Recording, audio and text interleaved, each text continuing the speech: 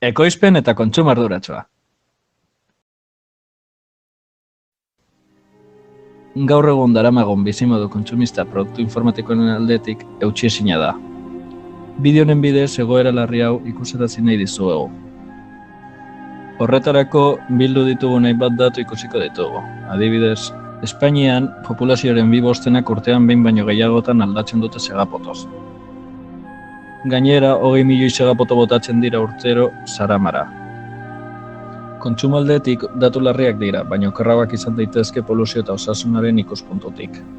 2015ean 164 milioi eramangarri baino gehiago saldu ziren. Horrek esan nahi du urte bakar batean gutxienez 246 milioi litrok, 39.660 milioi tona erregai eta 3.608 milioi tona produktu kimiko gastatu ziren.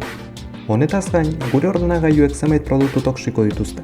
Besteak beste, beruna, merkurioa, kadmioa, PVC-a, artxenikoa, berilioa, barioa eta kromohexabalentea.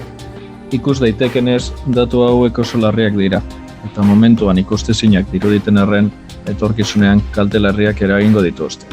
Jada herrialde txiroetan gure berekoikeria aurki daiteke. 2020erako hondakin elektronikoek Europar Batasunean 12 milioi tonelada gaindituko zituztela estimatu zen. Txinak, Indiak, Pakistanek, Malasiak, Tailandiak, Filipinak, Vietnamek, Ghanak eta Nigeriak munduko hondakin elektronikoaren 80% metatzen dute euren zabortegietan. Datu hauek hausnarketa eginerazi beharko ligukete.